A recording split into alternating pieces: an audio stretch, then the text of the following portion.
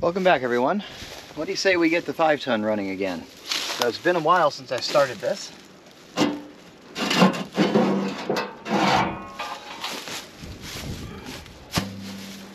honestly don't know what condition the batteries are in. They were new last year, or maybe it's been a couple of years now. But let's get a charger on to start. So whenever you're dealing with batteries in series, you definitely want to make sure that you're charging them together as much as possible. Or separate them completely and charge them individually, and then you can balance them later. But for this one, I got this 24-volt charger. And we're going to hook this up and see what we can get out of the deal.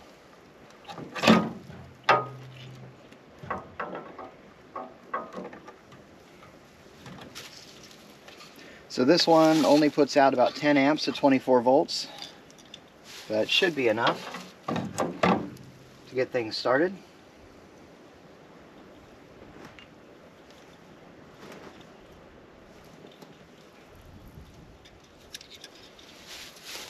Okay. So for our series, here's our interconnect, here to here. So I need to go from this negative to this positive. Pull these apart a bit.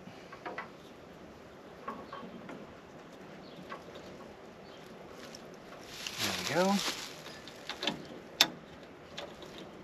And there we go. Alright, go get this plugged in, see what happens. Alright, I think you can see that. So according to this, we're over 50%, still working on the 100%. So I'm going to leave this charging for a while and see if I can get the truck started. Next step, I need to get inside and finish putting things back together in there.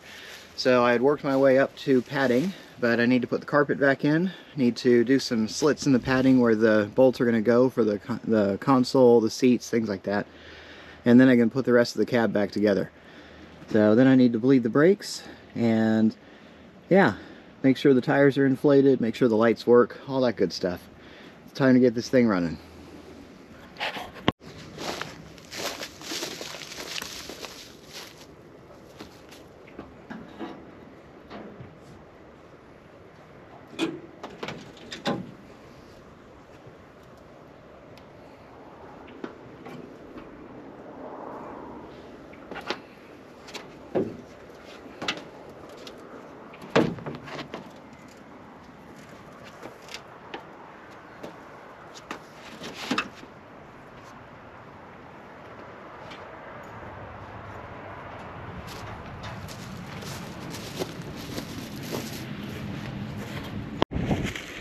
So starting on the brakes, these old 5-tons use silicone brake fluid, so that's .5 brake fluid. You definitely don't want to mix the two. From what I'm told, if you put .3 fluid in here, it causes some kind of congealing. I'm not entirely sure about that, I've never done it, but anybody who has had that happen to them, please let me know. So anyway, make sure you use the right brake fluid. Then, normally, the master cylinder for these is under the under the driver's seat floorboard, but I went ahead and added in a remote reservoir for it. I think you can see it right down there, so that's it there. So that makes it a little bit easier to get to. It adds some volume to it, makes it possible to fill this a little more easily. So yes, mine does have a slow leak on the brakes. Eventually that needs to be fixed. But for now, I'm just going to go ahead and put some more fluid in there and just kind of let it start trickling down into the system. So the nice part is these bleed really well when you're talking about a vacuum bleeder. So I can do them on my own, no problem. So let's get some fluid in there. Alright, let's take a look. So according to this, we should be at 100%, 24 volts, everything looks good. That said, it has been a while. Let's see what happens.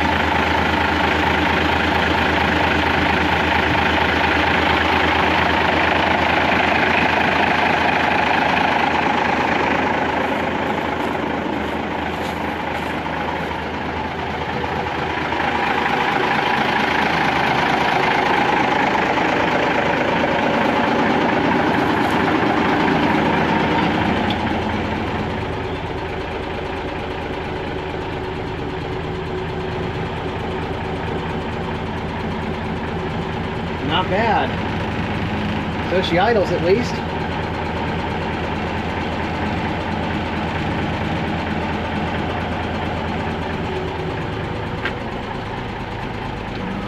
Let's see what we got here.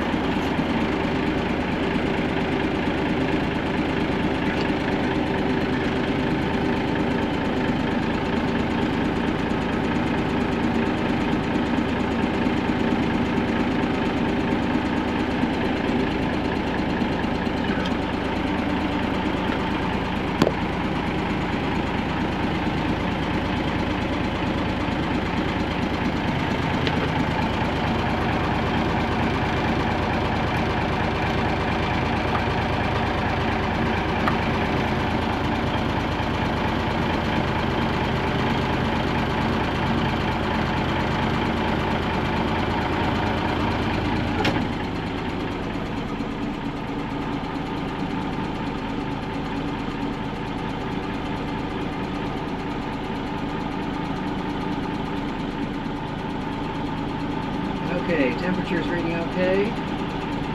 Air pressure looking good.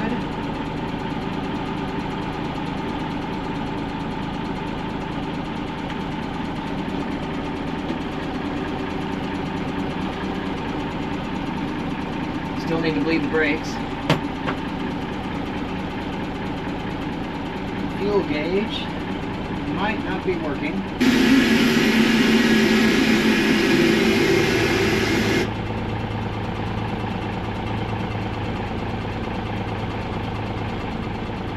Well, that's new.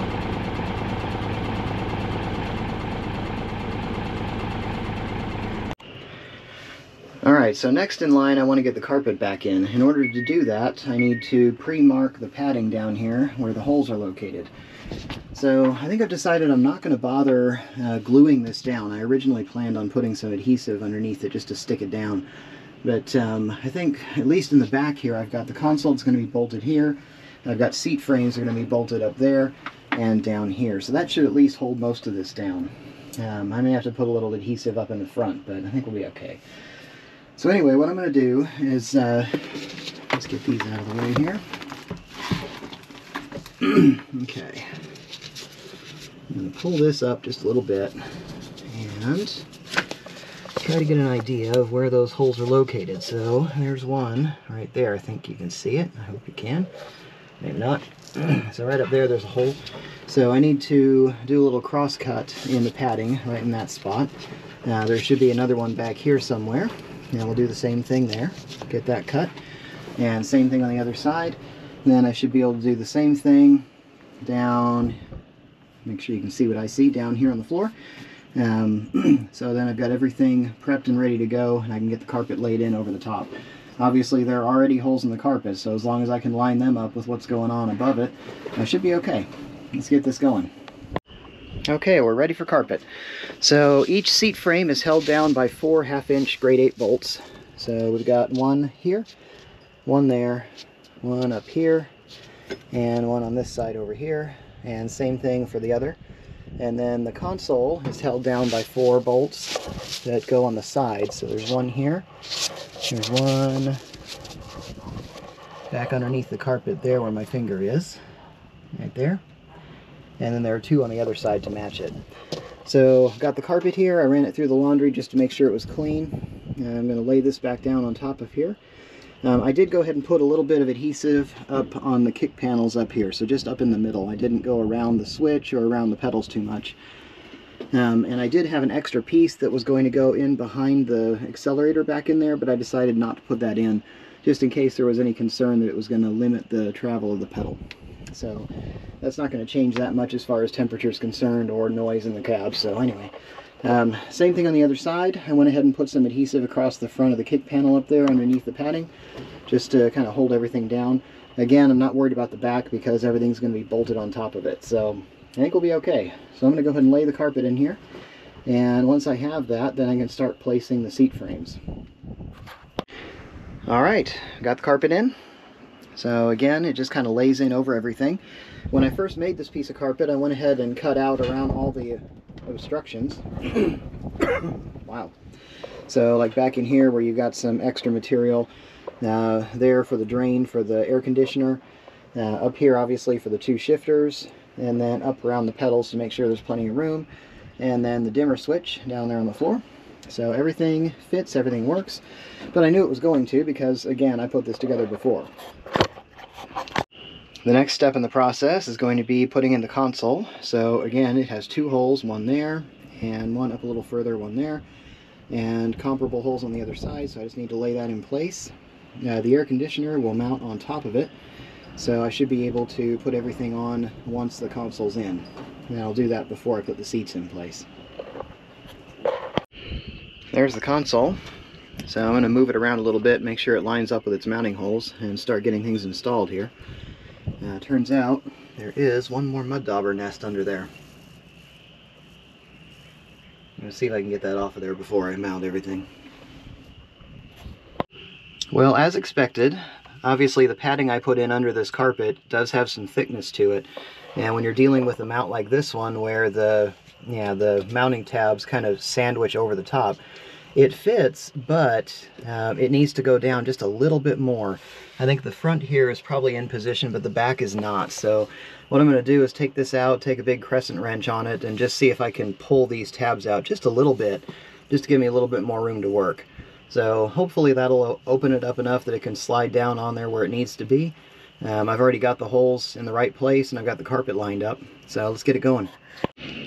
Here's the air conditioning unit that I took out. I had disassembled this previously and got rid of a whole bunch of the wasp nests and everything that were built up in here. So I'm just going to put this back together so I can get it back in the truck. I just need to reinstall the vents.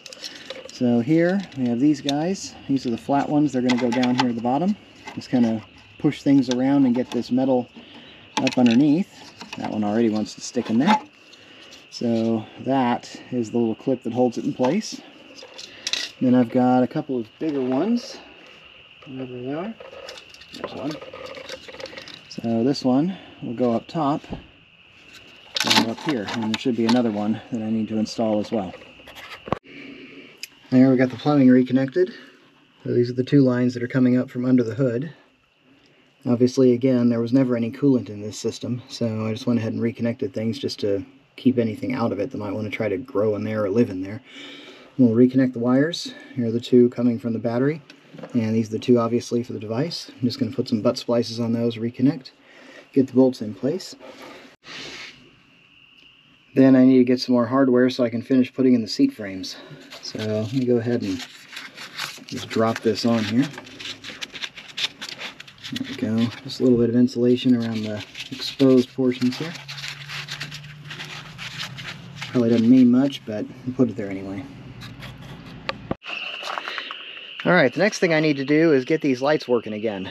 So I'm pretty sure that light over there works just fine. This one over here does not, and I know exactly why. Let me get this out of the way. So, you see this mess of wiring that's no longer connected to anything? That's my problem. So I need to reconnect some things here, and that should give me what I need. So what I'm going to do, there are a couple of ways you can do this. My plan, I'm going to take the wiring where it comes down from the truck. So this here, this one right here, should be, yeah, this goes up to the clearance lights up on top. So you can see them right up there in the corner. We got some there, we got some on the other side. So this wire bundle here is that one. So let's pull this up and see what we have. Okay, so that's these 2 right here. So I should be able to tell based on that what we need to connect for the tail light. Also, the other thing I can use, assuming this light works, I just need to reconnect stuff. So like right here, you can see we've got damaged insulation. I'll need to cut that loose and replace it. I'll probably just put some butt splices on.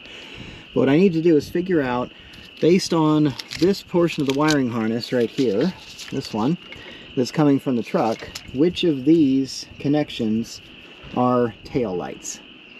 So once I get that figured out, then I should be able to reconnect. So what I'm going to do is just disconnect everything here and try to figure out, based on voltage, what's turned on at what point. That's what we're going to do. Make sure you can see what I see. Alright, so we got a multimeter here. I've got my red lead, my positive lead, set on volts, and my common in the common. What we're going to do, I'm on volts DC, just like that. So you want to make sure that when you do this, you're not trying to check ohms while the power's connected. So if you're looking for resistance, you want to reconnect your positive to this one over here for amps, ohms, and your diode tester. And then you're going to reset your dial over to ohms, or this one up here will give you a tone when it gets a circuit. So I love that one, just so I don't have to look at everything. But right now, volts DC, and then put my positive in the volt section. That way you know you're not going to short out your meter. So what I'm going to do, I'm going to go turn on the accessories up front. I'm going to disconnect things down here, and I'm going to test each of these wires from the truck and just figure out which one is correct for my tail lights. Once I have that, then I should be able to keep working from there. So I've got the tail lights reconnected. I was able to figure out which wire was connected for that. So that works again, and the relay for the license plate light is working. Now what I'm trying to figure out is the turn signals. So unfortunately, this light over here is really well tucked together and doesn't have a lot of extra mess in it like the other one does. So it's not as easy to tell which which wires go to what. So what I'm going to do, I'm going to use this. So this is just a standard surveillance camera. This one is a Ring, I believe, or it might be a Nest, I don't know. But either way, any of those cameras, as long as you've got Wi-Fi, you can just take them out here, plug them in, point them at whatever you're looking at, and bring up the app. That way, while I'm in the cab, messing with the brake pedal and the turn signals, I can just kind of look back here and see what lights up and what doesn't. So this light on the right here should work just fine. Everything is still connected. Everything seems to be effective. So I just need to figure out, when I press on the brake pedal, what should be hot. So anyway, let's see what we can do. Alright, next step on the 5-ton is to bleed the brakes. So I got one of these. I hope this will do what I want it to. So I've used several different types of vacuum bleeders. This is probably the most complicated one I've done yet. But I figured this looks like it connects to maybe an air line, and should be able to draw fluid out of it. So I'm hoping this will work. Yeah. So with the 5 tons normally, you've got your master cylinder under the driver's seat. It's under the floorboard down there. There's very little volume storage, so I know I showed earlier in the video I put in that extra reservoir, give me a little more volume to work with, and that'll make it easier to do the refill on this one. So let's see what we got in here.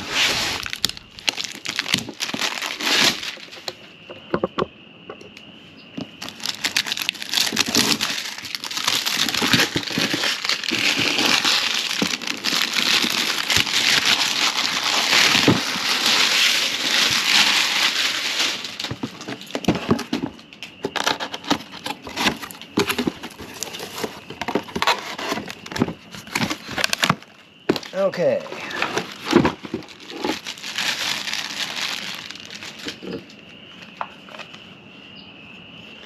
So, there's our quick disconnect.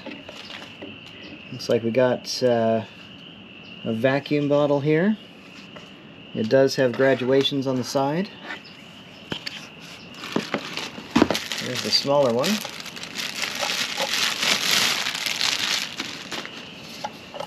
So this one looks like it's probably designed to attach to the top of the master cylinder and just allow me to put fluid in there. Alright, so we also have a bunch of random connectors here. Looks like some of these are definitely for different types of bleeder screws. We've got different sizes here, and then we've got a few other things that looks like this can be used for other vacuum as well. Here we have a couple of hoses.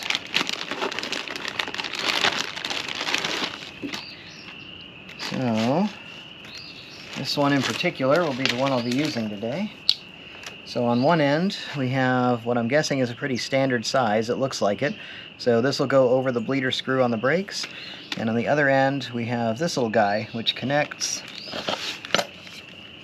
right here on top of this. So we're going to push that into there. There we go. So that goes like that. Over here, this one attaches to the airline. Here we've got a valve. So we close it temporarily, and then when it comes time to bleed the brakes, you can open this and then watch the tubing for any air bubbles that are coming through. Up on the master cylinder side, we're going to use this. So this guy has this little clamp on the side here. So the idea is you turn this upside down and stick this into the neck of the master cylinder. Keep the valve closed, and then once everything's set and ready to go, you can open the valve. And that should allow brake fluid to flow in as it's being drawn out from down below. So we're going to fill this up with brake fluid and then place it and see what we get. So there we are. There's my master cylinder sitting right there inside the hood. We are full, and I've got a nice full jug on top, and the valve is open. I'm going to get down underneath now.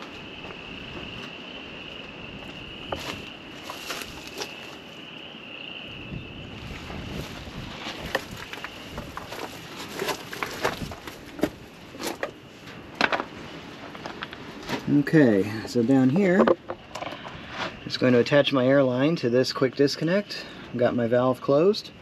I need to find the right size wrench for all of this and see if I can get things connected. Alright, so your bleeder screws are always going to be up near the top. That's where they should be. Obviously air rises, so this one is sitting up on top there. You can see I've got the line connected to it. On the 5-ton here, these are 7/16. Okay. I know that varies a little bit. Most of them that I've seen are 5/16 or quarter, but obviously larger axles, larger components. So we're all connected. Let me see if I can turn this on and see what happens.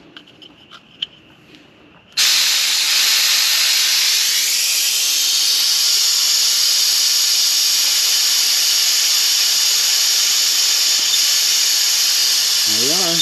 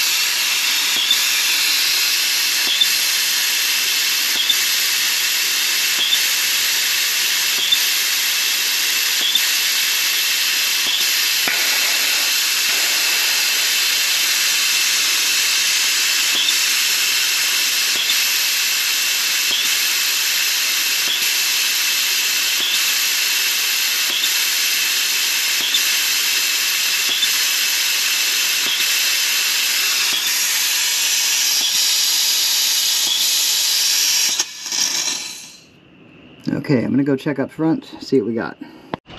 Well, so far we're not drawing down much fluid. I tried pumping the brakes a few times just to see if I could kind of prime the master cylinder, and not getting very far there either. So I might try moving to one of the fronts, just see if I can get some fluid down in the main lines.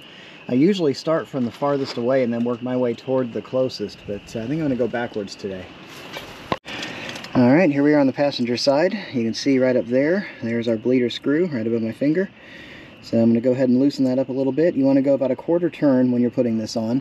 And because of the way these wheels are with the back set and the way the hubs are set up, normally I like to leave the wrench on there so I can loosen and tighten while I've got everything connected. In this case it just doesn't work so well. So I break it loose and then go ahead and put the vacuum on there and then just kind of hand tighten it, take the vacuum off and come back with the wrench. Alright, there we are connected. So I should be loose enough. Let's see.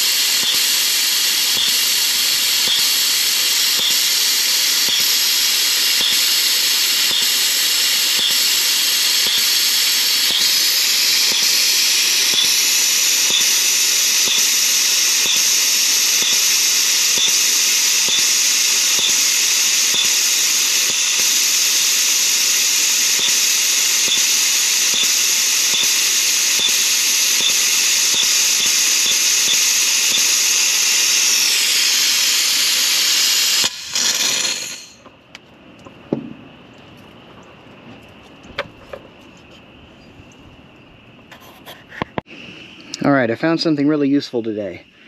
So for those of you who've done a lot of brake bleeding, you already are aware of this. Sometimes you have to bleed the master cylinder before you can bleed the brakes. So this truck has been sitting there for, I don't know, maybe almost 10 years. I haven't driven it at all. So the brake system was completely empty. There was a bleeder screw on the top of the master cylinder I had to get to up underneath the driver's side floorboard. But I got that bled out. I don't know if you can see the difference. You see the yellow color in the tubing now? That's from the brake fluid I pulled through the master cylinder. So at least we're bled to that point. Now I should be able to turn the air on down here and get good flow.